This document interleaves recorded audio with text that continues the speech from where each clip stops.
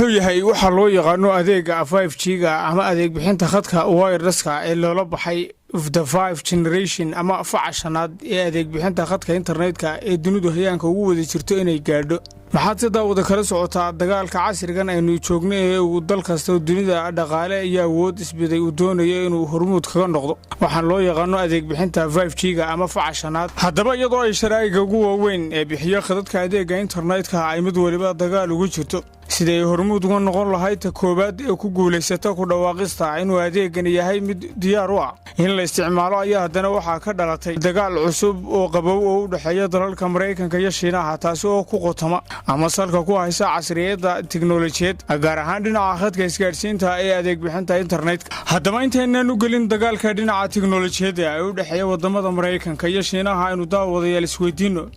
muxuu yahay adeega 5G-ga ama khadka adeeg bixinta wireless-ka ee facashanaad ama jiilka shanaad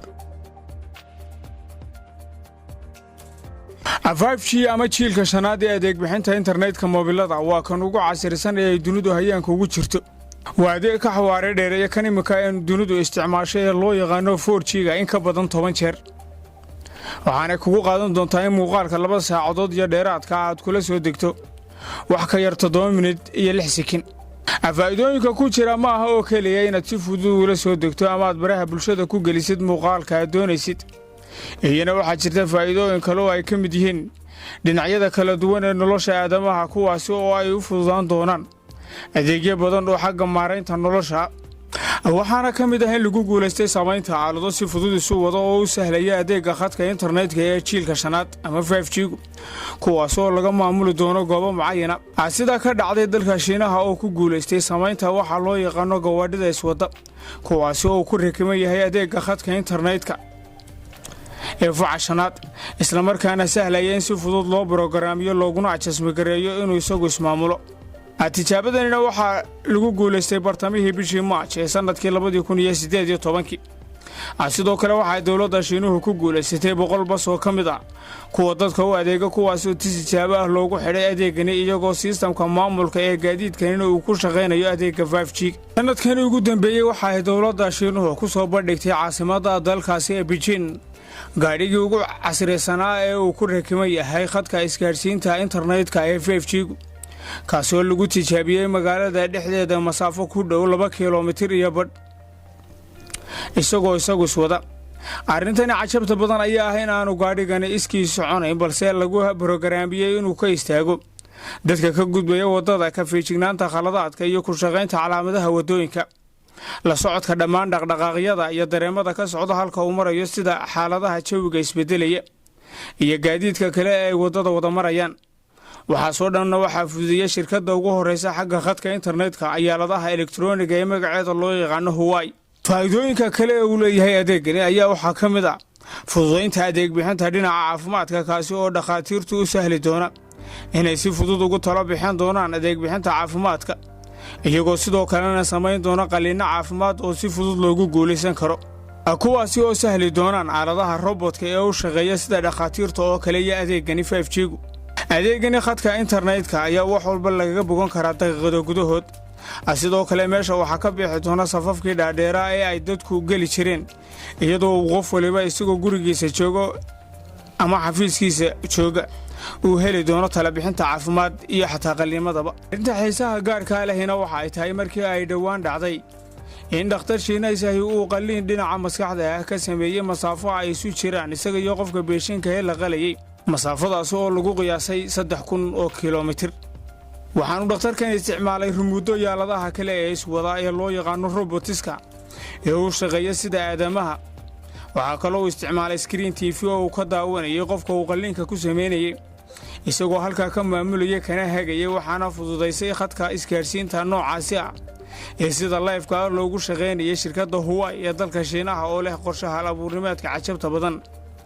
ee khadka adeeg bixinta internetka 5G-ga waana ta ka dhigtay in qaliinkani lagu guulaysto 100% haddii aynu ka eegno dhinaca dhaqaalaha iyo sida uu faa'iidooyinka ugu leeyahay adeega 5G-gu iyadoo ay casriyada tiknoolajiyadu tahay halbeega ugu miisaanka culus uguna muhiimsan ee hagaya dhaqaalaha dunida ayaa adeegani wax weyn ka tari doona isbedelka dhaqan-dhaqaale ee nolosha aadamaha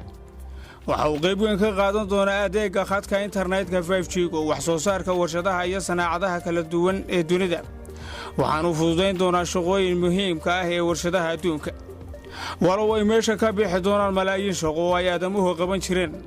haddana waxaa fududaan doonta shaqooyin badan iyadoo ay meesha ka bixi waxaa shaqooyinkoodii si otomaatika u qabsoomi doonaan shaqooyinkii laga qaban jiray gacanta ee wakhtiga qaadan jirtay sida lacag qabashada shirkadaha security guardska iyo taxi drivers inkastoo ay adeegan iyo casriyadda u wato ay ka lamaan yihiin fursado shaqo oo kale waxaa sidoo kale adeegani si weyn uga faa'iidaysan doona hay'adaha mukhaabaraadka iyo kuwa isgaarsiinta oo ka faa'iidi doona balaayiin dollar oo adeeg bixin haddaba markaynu intaasi kaga gudubno faa'iidooyinka adeegan jiilka shanaad ee loo yaqaano 5G-ga kaasi oo aynu uga soo hadalnay sida korkaxaadsiga ah aynu isweydiinno yaa noqon doona dalka koowaad ee si dhammaystiran ugu guulaysan doona inuu adeegani soo bandhigo sannadaha soo socda waddamada Maraykanka Kuuriyada Koonfureed Jabaan iyo Shiinaha ayaa ah afarta dal ee iminka foolaadka u ah kugu tartamida inay soo bandhigaan adeegani bilaha inagu soo socda haddaba dalka Shiinaha ayaa u muuqda inuu noqday ka koowaad ee kaga horumaray dalalkan uu ka dhaxeeyo xifaaltanka dhaqaale iyo midka tiknoolajiyadeed isagoo u muuqda inuu dhammaystiray kaabayaashii farsamo ee sahlayay inuu adeegani noqdo mid guulaystay shirkadaha laga leeyahay waddanka Shiinuhuna waa kuwa bilaabay in ay adeegani si hordhac u keenaan suuqyada ganacsiga shirkadda Huawei oo tan ugu horeysa xagga ikhtiraacida tiknoolajiyadda isla markaana si weyn uga qayliyeen wadamada reer galbeedku waa mid u muuqata inay ku guulaysatay soo bandhigida adeegani tijaabada kaga baxay gudaha dalka Shiinaha arrintaas waxa ay keentay in durtaba dawladda Shiinuhu ay u ballan qaado dawladda Ruushka inay gacan ka siin doonto oo ay ka taageeri doonto inay samaysato adeegga 5G-ga ee dhinaca bixinta khadka internetka moobilada ee dunida casriga balse arrinkaasi waxaa si weyn uga biyadiiday dawladda Maraykanka oo cabsi weyn ka qabtay ilbaxnimada xarkaha goosatay ee Shiinaha waxaana u muuqataa inay meesha ka baxayso dawladda Maraykanka oo qarniyadii ugu dambeeyay hormuud ka ahayd adeeg bixinta dhinaca isgaarsiinta iyo caalamiga waxaana ahayd waagaasi dawladda Maraykanka ku mid balaayiin dollar ka faa'iidi jirtay khadkan iminka la isticmaalo ee loo yaqaano 4G wireless-ka waxaa dawladda Maraykanku ay ka faa'iidi jirtay 4.7 milyan oo shaqo abuurkaasina waxaa ka soo xiroon jirtay qadar dhaqaale oo gaadhaya 47 bilyan oo dollarka Maraykanka sanad kasta cilmi baadhis ay samaysay shirkadda Qualcomm ee looto arrimaha tiknoolajiyadda iyo dhaqaalaha ayaa sheegtay in adeegga 5G-gu uu horseedi doono dakhli dhaqaale oo lagu qiyaasay 3.5 trilyan dollar ilaa iyo sanadka 2035 iyadoo ay ka soo bixi doonaan 22 milyan oo fursado shaqo abuur ah haddii ay dawladda Maraykanku muddo dheer hormuud ka ahayd ilbaxnimada tiknoolajiyadda iyo khadadka isgaarsiinta adeegyada caalamiga hadda waxaa ka daba timid dawladda Shiinaha oo u muuqata in ay kaga horeyso suuqeynta adeegga 5G dawladda Maraykankuna waxay u muuqataa mid lumisay fursado dhaqaale iyo kuwa shaqo abuur oo ay ka heli jirtay balaayiin dollar taasina ay keentay inay dawladda Maraykanku ay dagaal aan gabasho lahayn oo dhaqaale curyaamin ay ku qaado dawladda waddanka Shiinaha dawladda waddanka Shiinuhu waxay qadar dhaqaale oo gaadhay 24 bilyan oo dollarka Maraykanka ay ku qarash gareysay hindisaha iyo kamida dhalinta himilada adeegga 5G-ga oo ay soo waday ilaa 2015 kaasi oo ay iminka dhammaystirtay dhammaan kaabayaasha suurtagelinaya hanaqaadka adeegani dawladda Shiinuhu waxa ay taagtay oo dhammaystirtay 350,000 oo taawar oo moobilada khadka adeegga 5G-ga halka ay dawladda Maraykanka oo muuqata mid laga dul tallaabsadana ay taagtay 30,000 oo kaliya markii ay aragtay dawladda Maraykanku in laga dheereeyay waxa ay bilowday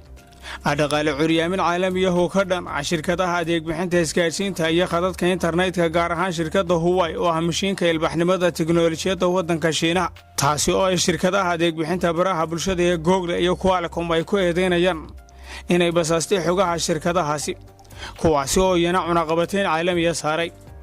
si kastaba ha ahaatee shirkadda Huawei oo haddii ay bilaha soo socda ku guulaysato dhammaystirka adeegani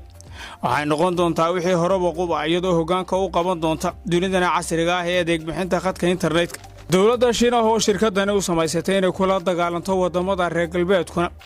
waxay noqon doontaa mid la wareegi doonta dhaqaalihii balaayiinta dollar ahaa iyo fursadooyinkii shaqo abuurka ee malaayiinka ahaa ee qarniyada Soomaaliya ee dawladda Maraykanku haddaba daawada ma u malaynaysaa inay halis taaqi doonto awoodii dhaqaale iyo midii tiknoolajiyadeed ee Maraykanku dunida ku haystay